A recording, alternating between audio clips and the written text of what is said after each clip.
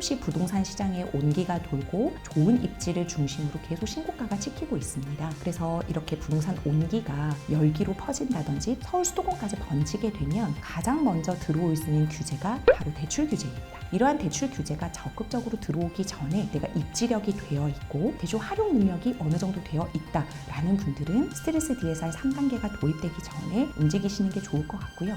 지금은 영끌족이 되어서 힘들게 나아가는 시장은 아니거든요. 입지 공부와 대출 공부를 같이 하셔서 현명한 내 집 마련 그리고 갈아타기 되셨으면 좋겠습니다.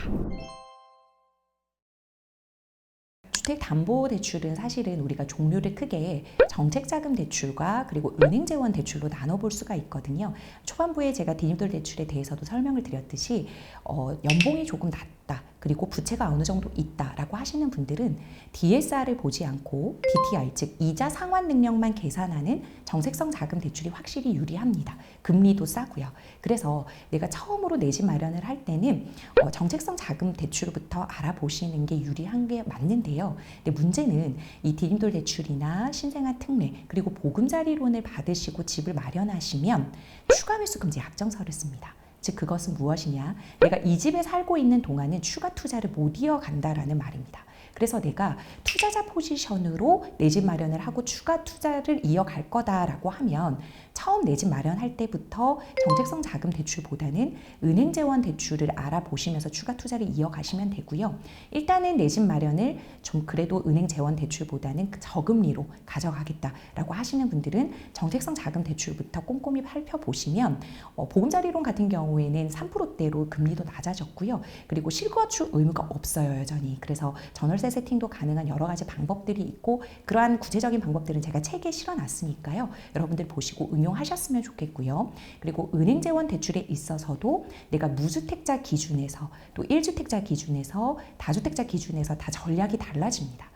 특히 무주택자 같은 경우에는 내가 생애 최초 전략을 펼 수가 있는지 그리고 실거주를 할 건지 투자를 할 건지 그리고 일반적으로 규제 지역에 살 건지 비규제 지역에 살 건지 서민 실소유자 요건을 이용을 할 건지에 따라서도 다 달라지기 때문에 여러분들께서 대출도 하나의 전략이기 때문에요.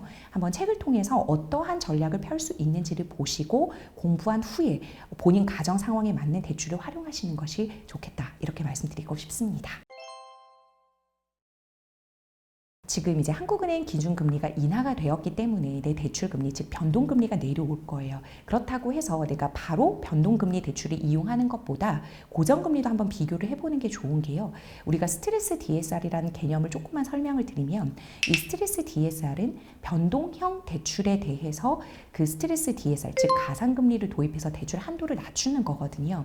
은행 대출 같은 경우에는 총주택담보대출 상품이 혼합형과 주기형과 변동형 대출이 있습니다. 그러니까 은행 대출 같은 경우에는 변동형이라고 하면 3개월, 6개월, 1개월 이렇게 변동해서 대출이 지금은 낮아지겠죠. 당분간은 이제 한국은행 기준금리 인하 기조가 이어질 것 같기 때문에 변동금리가 유리해 볼 수도 있지만 스트레스 DSR 때문에 이 변동형이요. 주기형이나 혼합형보다는 대출 한도를 적게 가져가는 구조가 됩니다. 왜냐하면 스트레스 DSR이 변동형 대출에 적용이 되는 거기 때문에. 근데 혼합형 같은 경우에는 은행에서는 5년간은 고정이고 그 이후는 변동으로 돌아가고 주기형 상품 같은 경우에는 5년 고정, 그 다음에는 변동, 또다시 5년 고정 이렇게 퐁당퐁당식으로 대출이 금리가 형성되는 상품이기 때문에 이러한 상품일수록 변동금리의 비중이 낮으면 대출 한도는 그만큼 올라가는 거겠죠.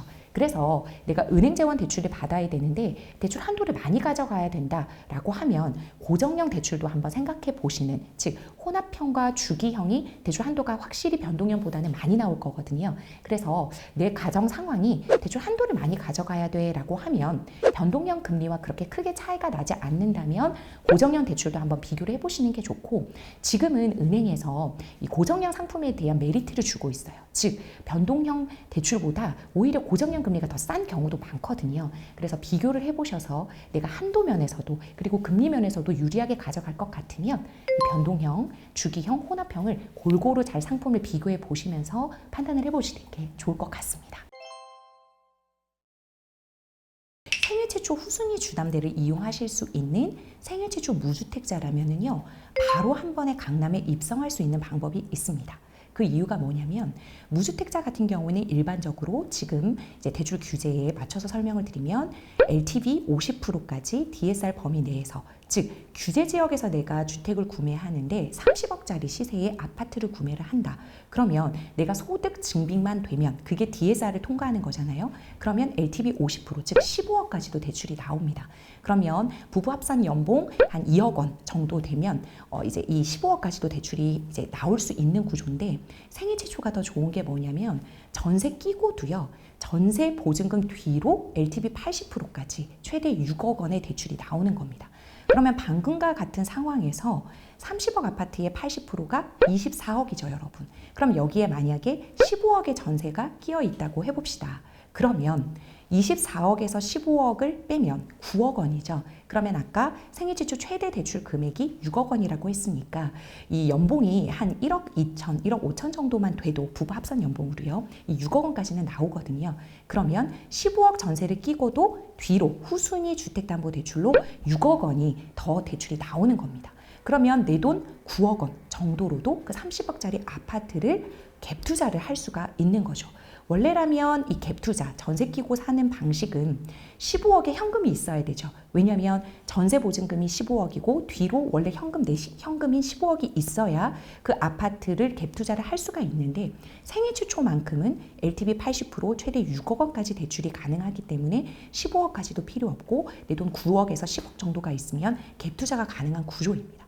이게 규제 지역에서도 비규제 지역뿐만 아니라 LTV 80%까지 사용을 할 수가 있기 때문이고요. 이번에 대출 규제에 있어서도 이 생애 최초에 대한 대출 규제는 없었습니다. 그렇기 때문에 기존대로 규제 지역에서도 LTV 80%까지 전세 보증금 뒤로 후순위 주택 담보 대출이 나오고, 이것이 1금융권에서 가능하다는 것, 그리고 금리도 4%대로 동일하다는 것 아시면 굉장히 큰 꿀팁이 될 수가 있어요. 그래서 생애 최초 중에서도 자본금이 좀 있으시고 어느 정도 내가 소득 상환 능력이 된다, DSR이 좀 넘는다라고 하시는 분들은 강남에 바로 입성하시려는 분들이 많고 지금 그렇게 대출 문의도 많이 들어오고 있습니다. 사실은 중도금 대출이 안 나오지는 않을 거예요. 왜냐하면 중도금 대출이 이제 분양가 기준에 대한 제한이 없어졌잖아요. 즉 예전에는 12억까지 분양가까지만 중도금 대출이 나왔는데 지금은 분양가 제한이 없어요. 그래서 중도금 대출은 DSR을 보지 않고 LTV만 보고 신용 불량자만 아니면 사실은 중도금 대출까지는 다 실행이 됩니다. 비규제 지역에서는 60%까지 되고요. 규제 지역에서는 한 번만 자기 납부하고 50%까지는 보통 다 중도금 대출로는 납부가 되는데, 문제는 잔금 대출입니다. 왜냐하면 잔금 대출부터는 DSR을 보기 때문입니다. 그리고 특히 스트레스 DSR은 입주자 모집 공고 기준인데요. 입주자 모집 공고가 스트레스 1단계에 났다면 내가 잔금 치를 때 스트레스 1단계 규제를 받고요. 만약에 아직까지 입주자 모집 공고가 안 났다라고 하면 스트레스 2단계나 3단계에 적용되는 그 입주자 모집 공고 시점이 언젠지를 보고 판단을 하셔야 되는데, 여튼 우리가 계약금과 중도금까지는 잘 버텨왔다 하더라도 잔금 대출 때는 이 DSR을 본다는 거, 특히 입주자 모집 공고 기준으로 스트레스 DSR 계산이 들어가야 된다라는 걸 꼭 이제 명심을 하셔야 되고요. 그리고 특별히 이러한 입주장에서는요, 일반적으로 미등기 후취 담보, 즉 등기가 늦게 나오기 때문에 시행사 협약은행에서만 대출이 가능합니다. 이 시행사 협약은행은 그러면 어디서 찾느냐? 보통은 사전 점검 때 우리가 이 시행사 협약은행을 알 수가 있고, 또는 입주자 모집 카페 등을 통해서도 알 수가 있거든요. 거기서 보면 우리 이 입주장에서는, 이 신축 아파트에서는 이 은행이 대출을 해줄 겁니다 라고 발표를 하게 됩니다. 그러면 여러분들은 적극적으로 그 시행사 협약은행을 잘 상담을 받아보셔서 나에게 유리하게 대출 한도를 설정해주고 대출 금리도 맞춰주는 은행을 찾으시는 게 급선무입니다. 예를 들어 지금 송도도 그렇고 여러 가지 지금 이제 강남도 그렇고 입주장인 단지들이 있잖아요.